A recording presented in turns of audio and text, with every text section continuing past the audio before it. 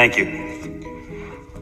The Speaker testified in favor of this bill in committee in person in his written testimony, talked at length about the core principles adopted in the resolution on this body that would guide the Republican redistricting in this bill. They included retaining the core of existing districts, making the districts compact and contiguous, avoiding municipal splits, following natural or manufactured boundaries, and the biggest is the least change, the goal that this be a least change map. And when you look at the map created under SB 621, you can see that many of those bullet points are adhered to where and when they serve to retain the Republican majority. But where the Republican majority needs to deviate from these principles, they do.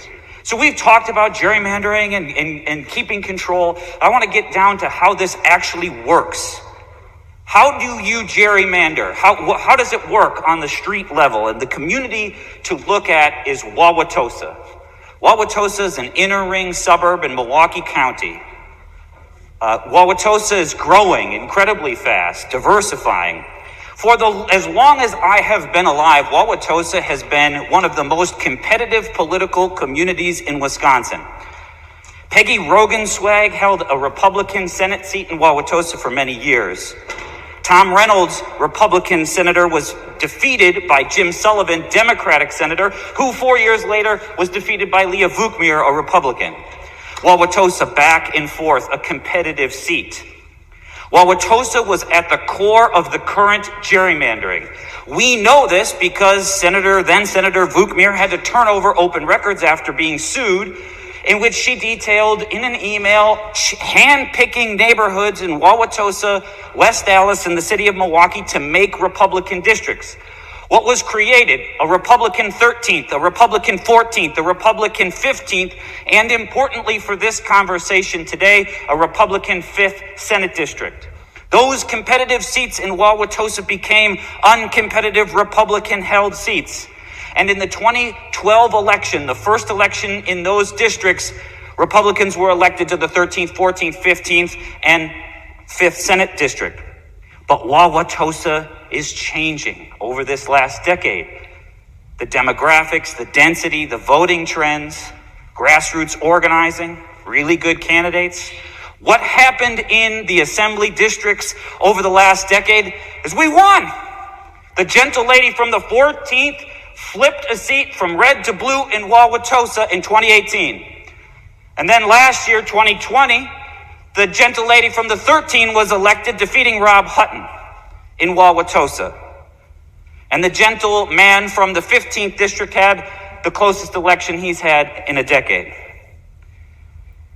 So retaining the core of these existing districts is no longer in the best interest of the Republican majority. So what does this map do? It throws out the core of these existing districts. It gets rid of Wauwatosa because Wauwatosa no longer votes Republican. And let me just talk about the wards that you get rid of to protect Republicans. There are 5 wards of Wauwatosa that have had massive partisan shifts from Republican to Democrat over the last 10 years. And so under this proposal, SB 621, those 5 wards of Wauwatosa would be moved into the district I currently represent, the 18th Assembly District. Wards 6, 7, 10, 11, and 12 in the city of Wauwatosa. Ward 6, in 2012, Republican Rob Hutton carried 55% of the vote in that ward. In Ward 11, Rob Hutton, Republican, carried 56% of the vote in those 2 wards of Wauwatosa, and he won.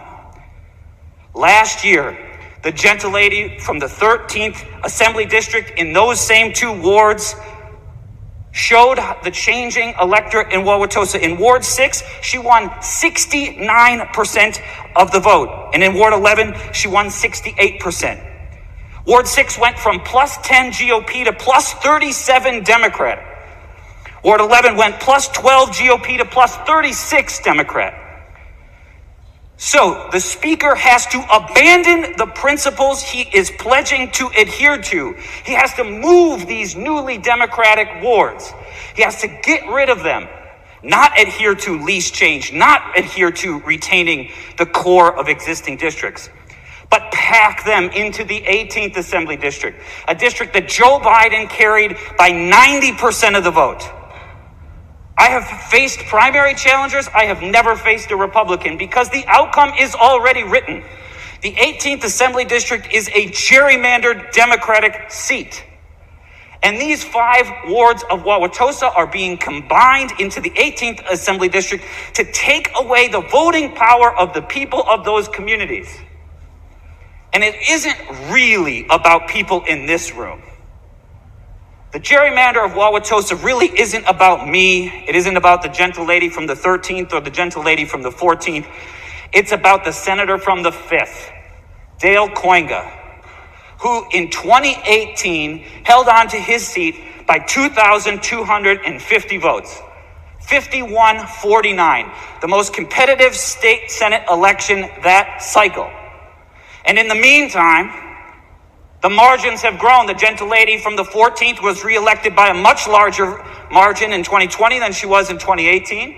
And you had the flip of the 13th Assembly District. So they got to protect Dale Koinga. You got to get these Democratic wards of Wauwatosa out. You've got to abandon your principle of retain the core of existing districts. And that's exactly the gerrymander contained in SB 621. 5 wards of Wauwatosa jammed into a non-competitive Democratic seat in the city of Milwaukee. And what do they do to the gentle lady from the 14th? They carve her all the way around those 5 wards that they push into the 18th Assembly District. They cut Wauwatosa in half instead of their principle of avoiding municipal splits. They run her all the way around the peninsula of Wauwatosa they give to the 18th District, and then they split the city of West Dallas in half, giving the Democratic-leaning half of West Dallas to the gentle lady from the 14th, both abandoning the principle of compactness, contiguousness, avoiding municipal splits. None of those principles are adhered to when Republicans need to move people around to continue their gerrymander. Wauwatosa has been on the front lines, a competitive community, back and forth. Democrats have held seats there. Republicans have held seats there. They should be in their own seat. These districts should not be carved up in the way they are. If you want to see a perfect example of the abandonment of the principles that the Speaker claims to adhere to in SB 621, there is no better community to look to than Wauwatosa. No better election to look forward to than the 2022 Senate election in the 5th Senate District and the re-election of Dale Koinga. Thank you.